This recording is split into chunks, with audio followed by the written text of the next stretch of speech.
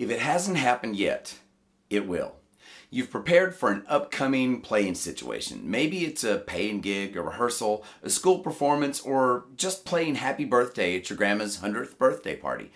And you've brought everything you need, your guitar, ukulele, chord charts, lyric sheets, extra strings, chords, amp, etc., anything you're going to need. You get ready to start playing, then suddenly and horrifically, you realize you've arrived with no picks in your pocket. So frantically, you search through every pocket, your gear bag, your wallet, and in a fit of desperation, you even rummage around beneath the seats and in the trunk of your car, but there's nothing for it. There's no picks. What do? Can you still do your set, get paid, and make Grandma's Big Day a big hit? Well, stick around and we'll find out. Here's the title card.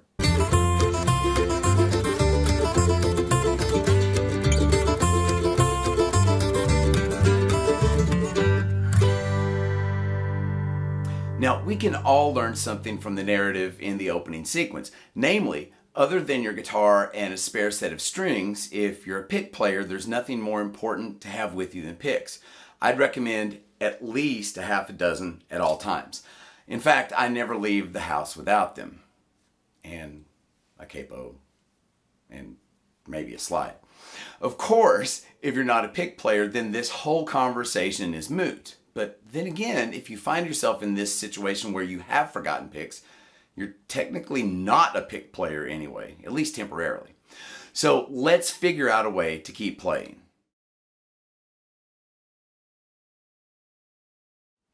Let's borrow an idea from our ukulele playing friends. All the ukulelists I know, including myself, forgo the pick altogether and strum in some way with their fingers. And the three most common ukulele strumming techniques would be alternate strumming with your index finger,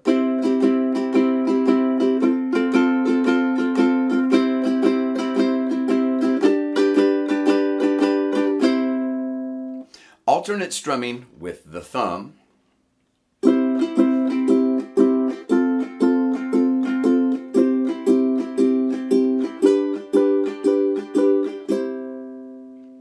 and alternate strumming downstrokes with the thumb and upstrokes with the index finger.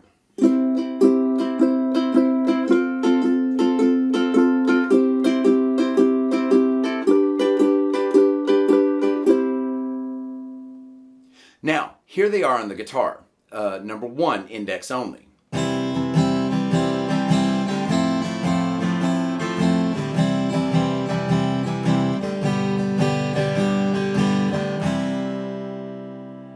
Number 2, thumb only.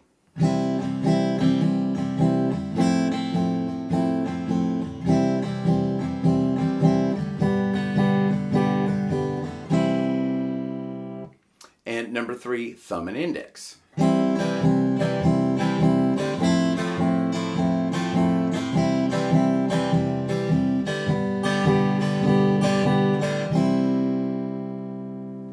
Notice that each technique has its own personality. And as I mentioned in episode 6, the transitioning to the ukulele from the guitar, of the 3 strumming choices, I prefer option number 1, the index finger only. For me, anyway, it seems to translate to the guitar more effectively than the others. Now, for the ukulele, these strumming options work really well as it keeps the tone and texture of the strummed patterns light and relaxed. Now, for the guitar, however, if you're used to playing with a pick, ukulele strumming can sound a bit, well, underwhelming, but in a pinch, it does the job nicely. Also, accented strumming patterns, any accented strumming pattern you're comfortable with, will work beautifully with any of these strumming options.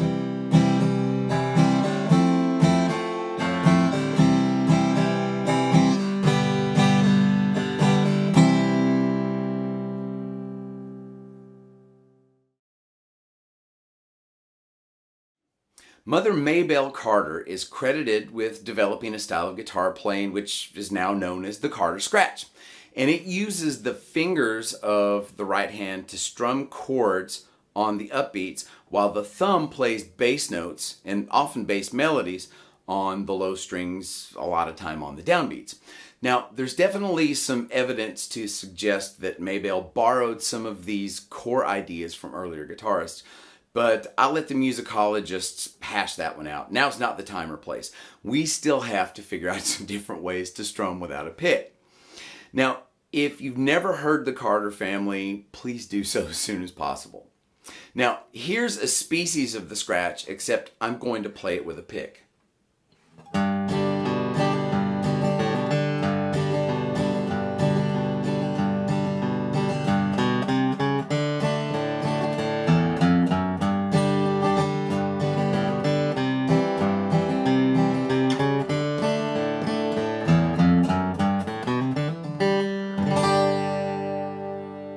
Now, we've all heard this idea before, and you know what? I'm so used to playing these scratch-like figures with a pick that I was absolutely dumbfounded the first time I ever heard Mother Maybelle play. I couldn't figure out how she played so big without a pick. Well, here's basically how the pattern works. What we do is we strike a bass note with your thumb, then slash at a chord with your index finger and repeat.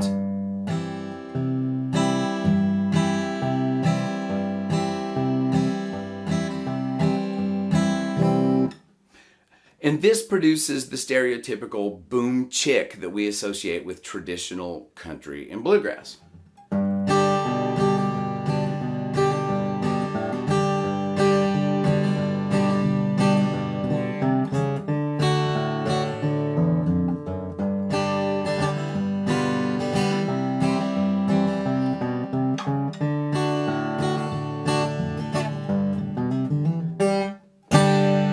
Notice I'm not really a master of the finger-picked version of the scratch, but you get the idea. Now, if you're really on top of things, you should notice that this very much looks and feels a bit like ukulele strum pattern number 3.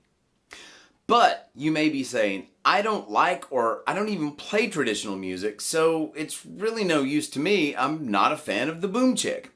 Okay, we can deal with that. So what if we don't play a bass note on count 1? What if we simply strum an entire chord with the thumb on count 1?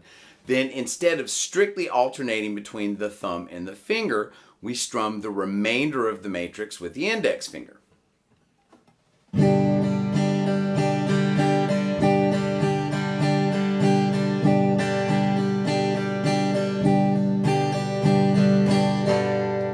Now, this technique actually feels quite like matrix strumming with a pick.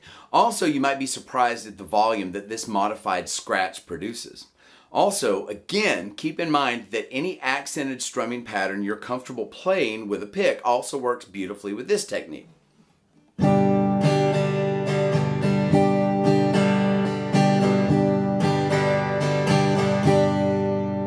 And overall, this is a pretty good solution to being able to play when you're stuck without a pick.